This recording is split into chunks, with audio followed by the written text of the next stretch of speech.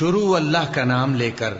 جو بڑا مہربان نہایت رحم والا ہے۔ اے پیغمبر صلی اللہ علیہ وآلہ وسلم،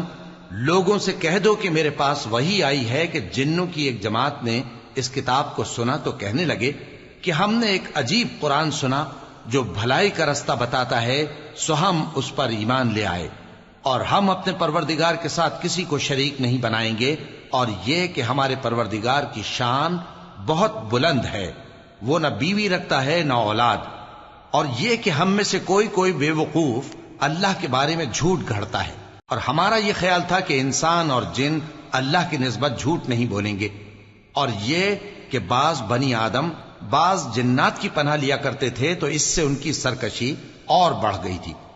اور یہ کہ ان کا بھی یہی اعتقاد تھا جس طرح تمہارا تھا کہ اللہ کسی کو نہیں زندہ کرے گا، اور یہ کہ ہم نے آسمان کو ٹٹولا تو اس کو مضبوط چوکیداروں اور انگاروں سے بھرا ہوا پایا، اور یہ کہ پہلے ہم وہاں بہت سے مقامات پر فرشتوں کی باتیں سننے کے لیے بیٹھا کرتے تھے، اب کوئی سننا چاہے تو اپنے لیے انگارہ تیار پاتا ہے، اور یہ کہ ہمیں معلوم نہیں کہ اس سے اہل زمین کے ساتھ برائی مقصود ہے یا ان کے پروردگار نے ان کی بھلائی کا ارادہ فرمایا ہے، اور یہ کہ ہم میں بعض نیک ہیں اور بعض دوسری طرح کے، ہمارے کئی طرح کے مذہب ہیں، اور یہ کہ ہم نے سمجھ لیا ہے کہ ہم زمین میں خواہ کہیں ہوں اللہ کو ہرا نہیں سکتے اور نہ بھاگ کر اس کو تھکا سکتے ہیں، اور جب ہم نے ہدایت کی کتاب سنی اس پر ایمان لے آئے، سو جو شخص اپنے پروردگار پر ایمان لاتا ہے تو اس کو نہ نقصان کا خوف ہے نہ کسی طرح کے ظلم کا،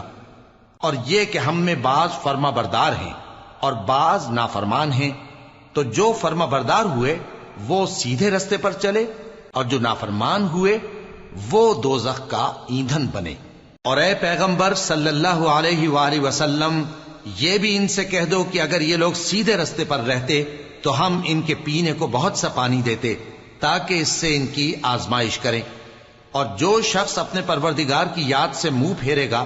وہ اس کو سخت عذاب میں داخل کرے گا، اور یہ کہ مسجدیں خاص اللہ کی ہیں تو اللہ کے ساتھ کسی اور کی عبادت نہ کرو، اور جب اللہ کے بندے یعنی یہ پیغمبر صلی اللہ علیہ وآلہ وسلم اس کی عبادت کو کھڑے ہوئے تو کافر ان کے گرد ہجوم کر لینے کو تھے۔ اے نبی صلی اللہ علیہ وآلہ وسلم، کہہ دو کہ میں تو اپنے پروردگار ہی کی عبادت کرتا ہوں اور کسی کو اس کا شریک نہیں بناتا، یہ بھی کہہ دو کہ میں تمہارے لیے نہ کسی نقصان کا اور نہ نفع کا کچھ اختیار رکھتا ہوں، یہ بھی کہہ دو کہ اللہ کے عذاب سے مجھے کوئی پناہ نہیں دے سکتا اور میں اس کے سوا کوئی جائے پناہ نہیں پاؤں گا،